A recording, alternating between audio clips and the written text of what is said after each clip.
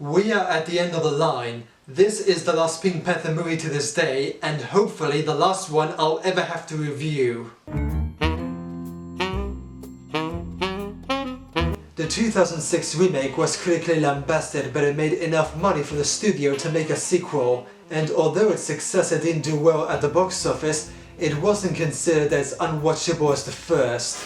But I remember enjoying this film when I saw it in the cinema as a kid. Of course, this was back in 2009, as I'm now rewatching it as a stinky hairy dick cheese in my 20s. So let's watch the last of the last. This is The Pink Panther 2. The movie starts off in several museums across the world, where valuable artifacts have been stolen by a thief named the Tornado. Perhaps the most cherished ancient artifact in the Western world. The Shroud of Turin. Oh, we security guards didn't realize that it was stolen until the first guided tour noticed it the next day. We find out that in just 3 years, Inspector Dreyfus has aged from a 59-year-old Kevin Kline to a 70-year-old John Cleese. He really had a lot of plastic surgery after the accident. An international dream team to track down this tornado. We have been asked if Clouseau is available to lead the dream team. Clouseau? You think that's bad, Basil Fawlty? Remember when Manuel himself had a cameo in Revenge of the Pink Panther? And I am the greatest detective in all of France. The greatest in all the world. Clouseau is currently occupied. I have assigned him to a mission so important for our country that I fear for our national security. In reality, Dreyfus had Clouseau working as the cop who hands out unfair parking tickets. What is this for? 41 centimeters from the curb. 9 centimeters too far. Fuck the rules.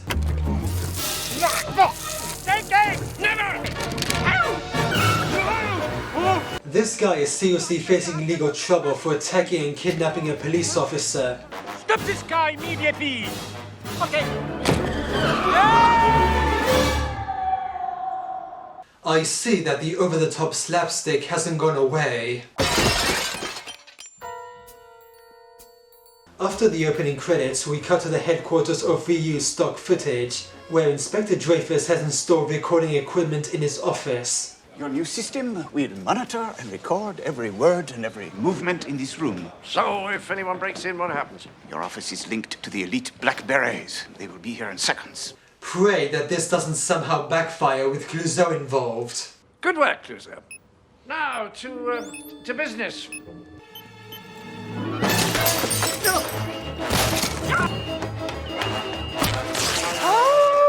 Oi! You're destroying my sense of grandeur! We were being recorded!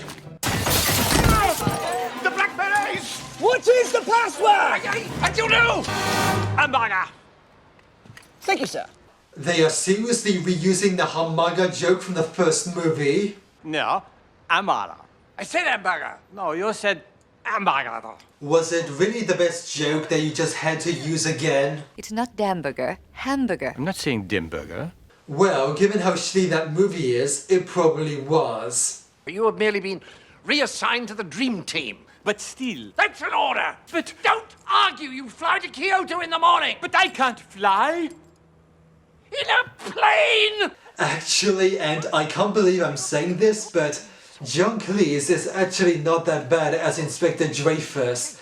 Maybe it's because Kevin Kline was just crap, and John Cleese is the better actor delivering angry outbursts than his fish called Wonder co-star. You're a true Bulgarian, aren't you? You're the Bulgarian, you fuck! That's one big improvement. Can we have more, please? Nicole? Emily Mortimer is back as Nicole, who has been very distant from the inspector. It's revealed through a flashback that the two were on vacation in Rome, where Clouseau messed up the restaurant they were having dinner in. This is a very special bottle.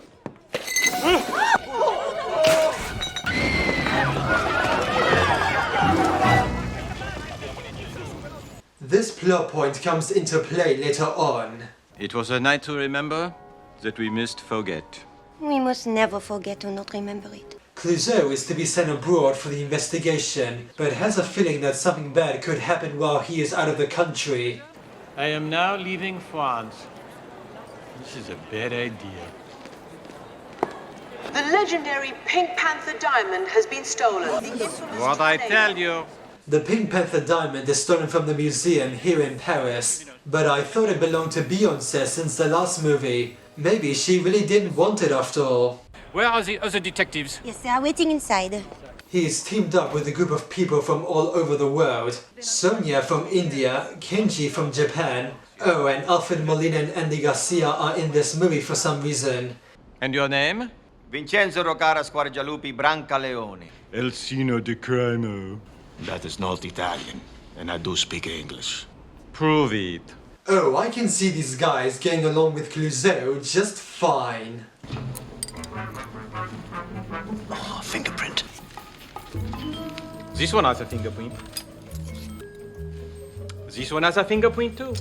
Clouseau was wrongfully accused of stealing the diamond and thrown in jail. The end. You don't need that. You had plenty of fingerprint evidence. You know who else is in this movie? Lily Tomlin.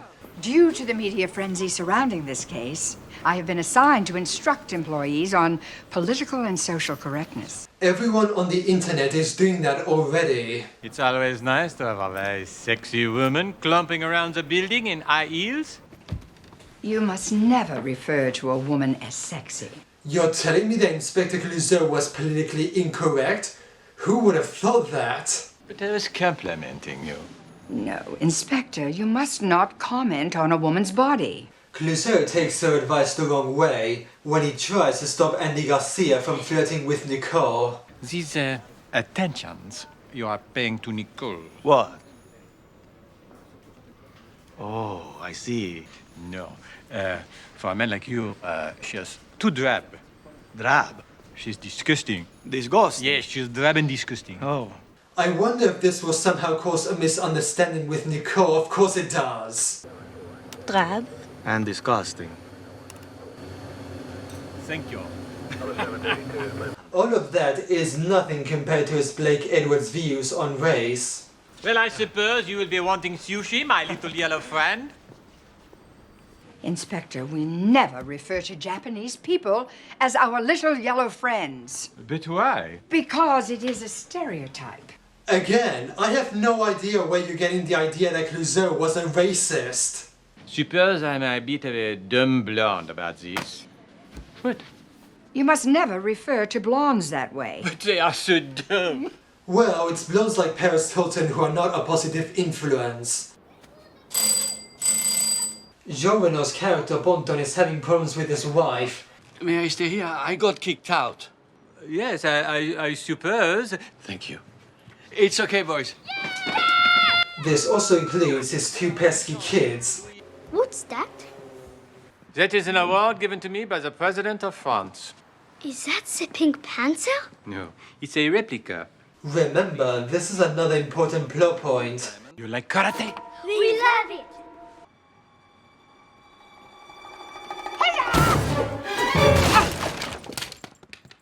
Even in deep dreams, he doesn't lower his guard. To find the tornado, we must consider his motives. They begin the investigation by locating all the people the tornado did deals with in the past. Do you know who lives in Rome? Alonso Avianeda. The black market art dealer. The man rumored to be the tornado's fence. The guy who wrote that fake Don Quixote sequel. They fly all the way to Italy to meet this Avellaneda guy, played by Jeremy Irons. I'm Alonso Avellaneda. Is this more of that tornado nonsense? Holy shit! Didn't any of these people read the bad reviews of the first movie before they said yes to this? I suppose I must bow to the inevitable. While the rest of the team question Avellaneda, Clouseau investigates the mansion with the video cameras watching his every hilarious move. Yes, but that was 10 years ago. Besides, I never saw his face. Come, Senor Avellaneda. You expect us to believe that two grown men do millions of dollars of business with each other? This is too smart, even for this movie. No, I've told you, I am not the tornado. They mention that the tornado has a bullet wound in his shoulder as a way to prove that Jeremy isn't the thief.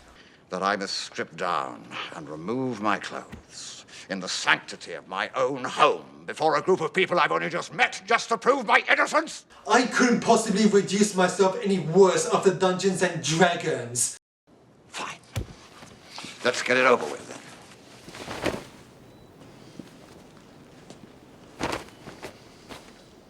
At least all the fangirls got a chance to see a shirtless Jeremy Irons. I hope this proves beyond doubt that I am not the tornado. After Clouseau causes more damage, the team leaves, and it turns out that Jeremy Irons does know the tornado, who is also at the house. I even know one of them. You do? Which one? Isn't it obvious? Clouseau and Ponton decide to spy on Jeremy Irons, who is going to Rome to have dinner at, guess where? The same restaurant Clouseau burnt down, which is now reopened. What is all this? Before they opened tonight, I snuck in, found out which table he'd reserved, and planted a burger. Andy Garcia and Nicole also go to the same restaurant for some reason. We've got to find out what they're saying. Why? We've got to move the bug from that table to that table. But will he be allowed in after last time? Hello? Remember me? Yeah, that's pretty much a normal response. He spots a group of flamenco performers and sneaks in with them in disguise.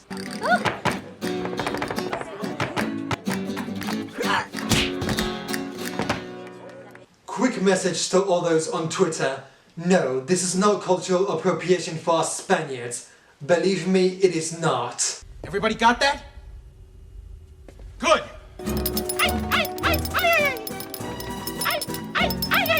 He tries to move the bug, but makes the situation more embarrassing than a Dave Chappelle special.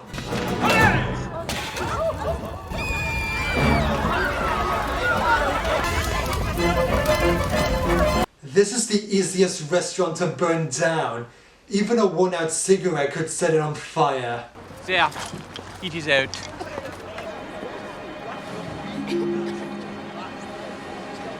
Meanwhile, at the Vatican, the tornado breaks in to steal the Pope's ring while he is asleep.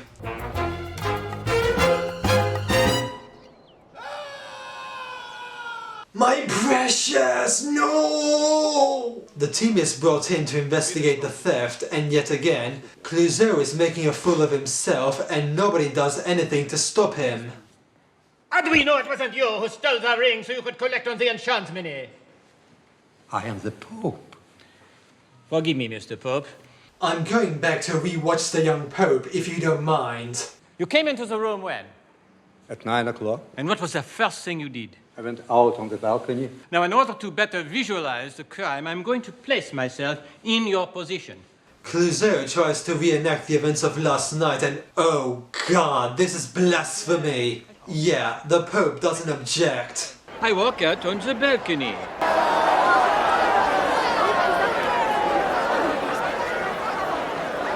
When I saw this as a kid, I thought these bad special effects looked realistic, and I had been to the Vatican at the time. Clinging to the underside of the...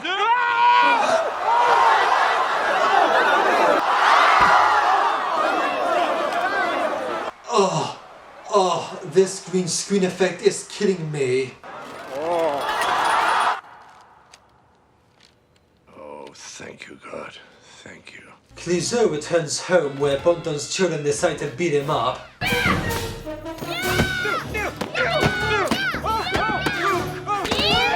How am I getting defeated by these psychotic kids? I had it much easier with my yellow swine friend Gato. Oh damn it, I call him a yellow swine, I'm such a horrible person. You are made of stupid.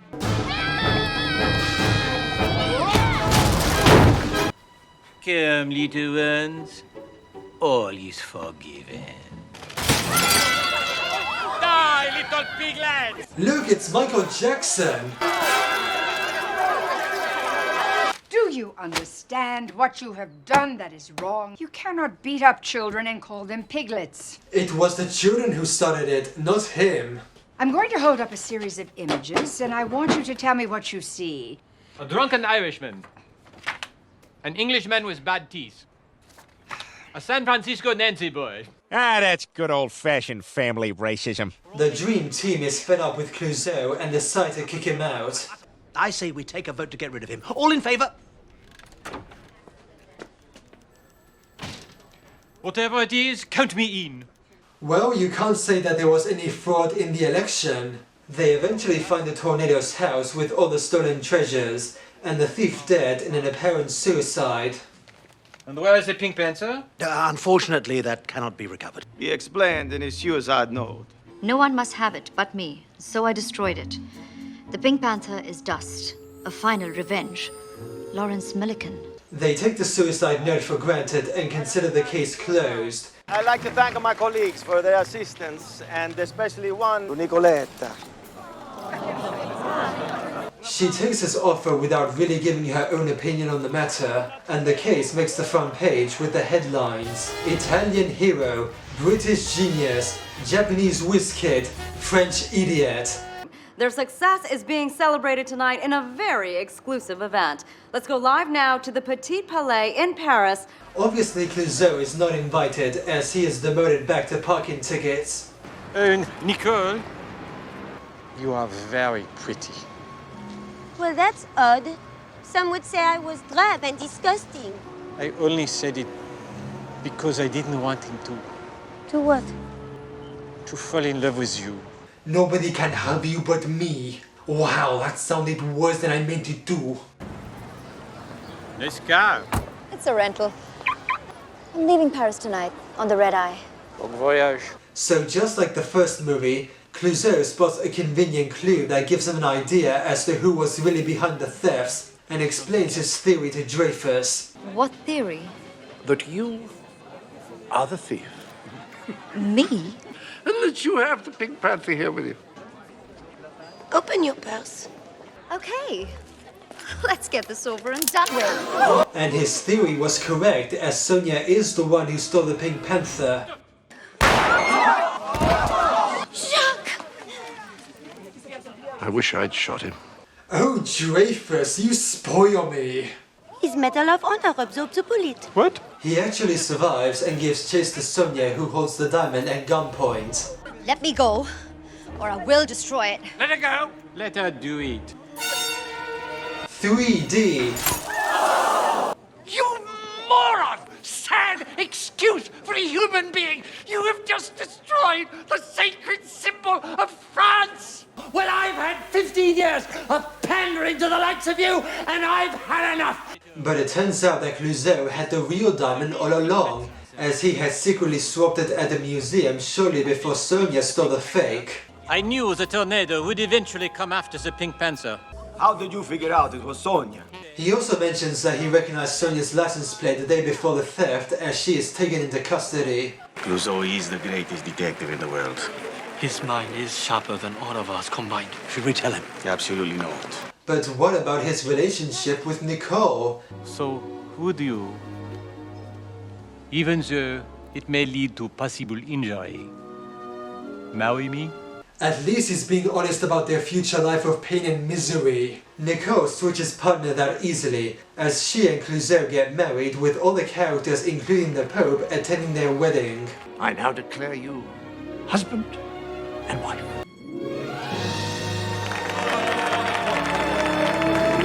This is ending on a happy note. What could possibly go wrong? Here's to peace and harmony. We have a plan to card. Was my mother there? Oh yes, absolutely. Can't you hear us screaming? By the way, have you noticed the Pink Panther in the hallway just now?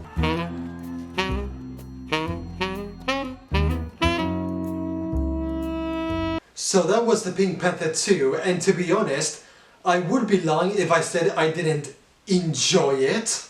Of course, some scenes are straight up childish and immature, but other parts will definitely keep you entertained. Of all the Pink Panther films I've reviewed, this one is the least bad and the closest to doing justice to the Peter Sellers originals. It has some self-aware humor, John Cleese steals the show as Inspector Dreyfus, and there's great banter between Clouseau and the rest of the serious characters. But like I said, it still has its flaws and I find Nicole rather bland. Clouseau can sometimes be super annoying and not in a funny way. I've seen much worse, and for what it is, Pink Panther 2 is at least trying, and whether you want to see it or not is up to you.